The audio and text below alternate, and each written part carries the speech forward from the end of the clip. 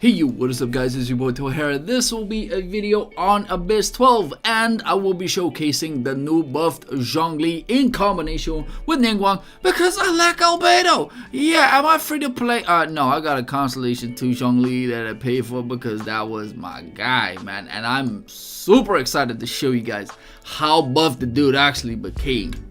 So for the first team that I'm using is Venti, Zhongli, Bennett, and Ninguang. And what I like the most is the fact that we can just clog all of these people together. It was good, baby. Pull down the sunscreen, there you go. Meteors in ass. Nearly added to 100k damage. It is absolutely sickening. As well as Bennett Q not even being up yet. I do believe that our damage could even exceed this part. There you go, 105k, super easy. But seeing the Zhongli damage was surprising to some degree, but what was more surprising is how great Ninguang became along the way. She turned into one massive character, which then allowed me to think like, we got the lantern rights. We can get one for free. How about a Constellation 3 Ninguang? How about I maximize her at some point? She is still level 80. We could still ramp her up one more time. And I do believe if I increase her and just invest into her, she will become absolutely ridiculous. Now as for the second team, we got ourselves a Diluc, Jinchu, we got Sucrose, and Jean. Now I picked this team for a very solid reason, because on the later stages you will find yourself characters that you can wreck with Jean, but you'll see that in a little bit. As for this team, even though Sucrose cannot hit anything, with the Jinchu Q you can simply still hit. But overall I think this is the longest floor out of all of them, because it just takes a long time without a ranged character to bust this thing out of the sky. The thing that makes this team absolutely ridiculous is the vaporized damage that's coming from the Jinchu Q. And then even if you don't have that Q up, even if you don't have that reset onto the sword, guess what? You can still get your that vaporized, because all of the swords that will be twirling around will give you that wet on the enemies, and then Diluc can simply just eat all of that to proc a vaporized damage again. But once that is done, we can lame this the hell out. Go back to all this Sucrose and just simply auto attack for that little bit of damage. Could we have done it any other way? Of course. But this works quite as well. Now do keep in mind that all of my gear will be posted at the end of the video, so don't worry, I got you guys covered. What am I using? Why is this Diluc not doing any more damage? Well, you're about to find out. Am I convinced that this team could do way better? Yes. Will it do in any shape or form? Well, I need somebody to send me some more luck. If I had to change both of these teams up, if I look at my previous team in terms of a Venti, what I'd like to use is a Zhao, because currently Zhongli just buffs up everything. And the fact that both Zhongli and Ninguang don't have to be onto the field that long, then I could take Zhao for maximum damage. Now that also leaves me with, should I then really use Bennett for that team? Obviously for maximum damage it makes a lot of sense. However, for energy recovery it would be better to pull Jean into that team. So I think the final team for me would be Zhao, Zhongli, Jean, and then Ninguang last. That also opens the option for me to pull, instead of Jean, have Bennett placed into this team, which will then allow you to have that fire resonance, which is a little bit of extra attack, and then you got yourself a Diluc that will do a nasty amount of damage in comparison to what this team is currently producing. However, I took this team for a very valid reason, and that is fall damage. But back to this greatness. Here we go once again. Cue this up. There you go. E-hold meteors in our hands. There you go. Now the reason why I would rather take Ninguang instead of Albedo, one, is a 4-star. I think Ninguang is just absolutely gorgeous. For those of you who think otherwise, watch the cutscene once again. Here you go.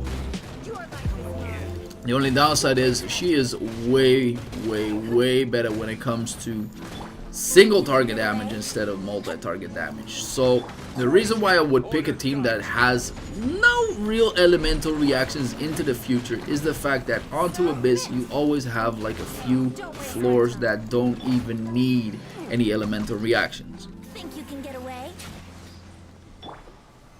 And this way we can just play around.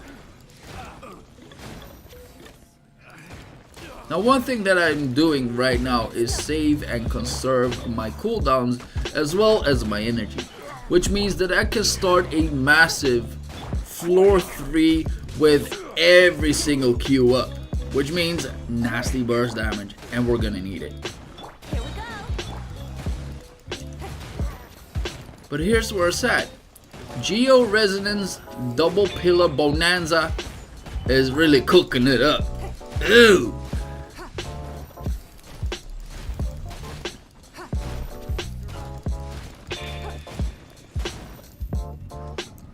This took a long ass time. Here we go once again, 2 characters in the building. Now what I wanted to try is to make sure that these dudes don't get into any invisibility. However, I failed. Well, partly I guess. Some fall damage here and there. Here you go. Knock him up. Hold left click onto that gene. Then aim all the way down. E up, and that way the fall damage can be doubled, not singled. That is an absolute neat strategy, and I try to abuse it at every single angle. However, I like flashy stuff as well. So whenever Jin Chu's queues up, I get myself some Diluc damage. And well, that fall damage was just all about it. And since there are just 2 of them, they can just be very obnoxious. Heavy miss.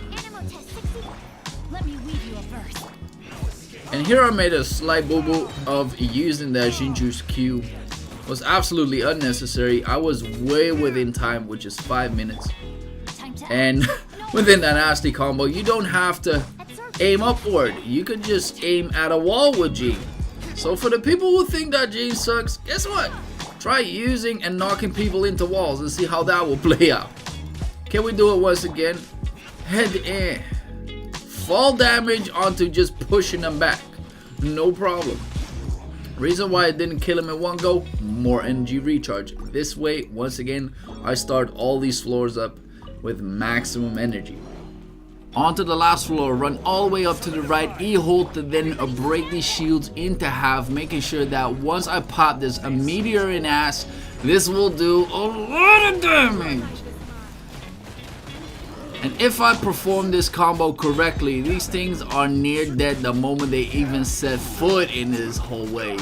There you go. Save up 1 meteor in ass and get the Venti Q up straight away, because these 3 bosses, they can easily get pulled into meteors and ass, locking them into place, and then I'll do some Ninguang Bonanza like. Here you go. All we gotta do after that point is try to get enough energy to use Venti skill if possible. But that may not be as easy as I think it would. If I see cooldowns, I use them. This team in terms of energy recharge is absolutely obnoxious. I think overall it could even be better. But from the looks of it, sunscreen, there we go. As for the last one, instead of heading straight right, I stand straight front, clogging these 2 together, and now I have a very nasty tactic, and that is Jin Chu's E. Reason why I pick his E over anything else is because I got swords that will grant me some super armor frames, which basically means you cannot get interrupted all that much. This allows you to break these shields super easy if you have a Claymore character. So wherever possible, I try to get as much uptime there. In a way where I can then output a maximum damage. But as you can see, I don't think my Diluc is where he is supposed to be because I've been focusing way too much on my Ningguang and way too much on my Zhongli.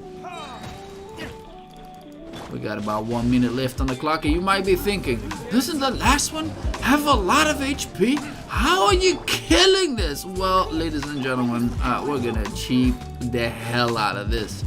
Here it goes, auto attack, Damahe, and here we go. All we gotta wait for is if I can then juggle with this dude.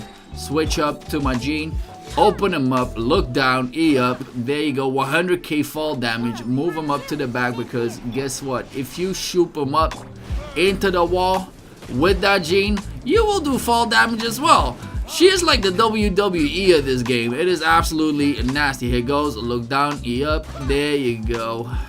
However, unfortunately, I still can't seem to double up that damage, but this makes it very fast to perform this type of damage and then perform Abyss 12. However, you do need a Gene.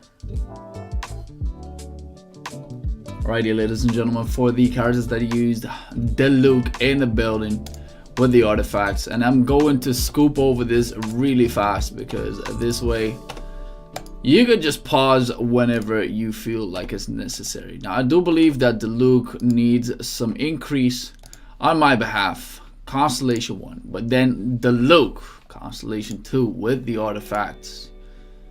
And I gotta say that maybe my Diluc or my Ningguang has the best artifacts. As for this Royal Silver Urn, which is some physical damage bonus, I wish this would have been geo damage bonus, but unfortunately I do not. I do, however, have a Primordial Spear, which is really good. As for Gene, I really just put whatever on the lady. Honestly, if I could get myself 4 of the Royal Floras, that would be really, really good in terms of overall damage increase. Constellation 0, as for Venti, Constellation 0, and on him, most of my things aren't even like maxed out. So this has major, and I mean major, room for improvement. Then we got Baby Ningguang, Constellation 2, will be Constellation 3 after this event. As for the artifacts, looking quite neat. The only thing that I really don't like is the Elemental Mastery that I practically feel like I got on anything. So I think the crit damage or the crit rate could overall increase by a lot. As for the weapon that I'm using is a Solar Pearl because, I don't know, I really just like the character a lot. Then we're coming up at Jinkyu, and, well, we got ourselves a Festering Desire because I don't have the cooldown reduction sword. And for the items that I used, well, I basically picked anything that I had left over for this guy to then pair with the Diluc to maximize this damage to whatever degree. Constellation currently 0, so he could definitely be a huge increase to the team. My Sucrose, Constellation 2, has barely any gear that is noteworthy, which is also one of the reasons why the overall damage onto my Diluc, onto my Xingqiu hasn't really gone up all that much. As for the weapon that I'm using is the Mapamare, just to give myself a little bit of elemental mastery. I could, however, use the Wit Sith, that is practically fine, or I could use the Dragon Slayer's book as well to increase the overall damage of the team. Then we go up to Bennett. I just gave him a random sword because if I look at it, I got nothing really good that might be a great addition. As for the artifacts, makes probably no sense except for the Noblesse part. But this dude also very susceptible to getting increased. Got him up to Constellation 2. Talents is only up to 6, so not that amazing overall. So ladies and gentlemen, that wraps the video up. If you guys like more content like this, make sure to like and sub, and I'll see you guys in the next one. Peace!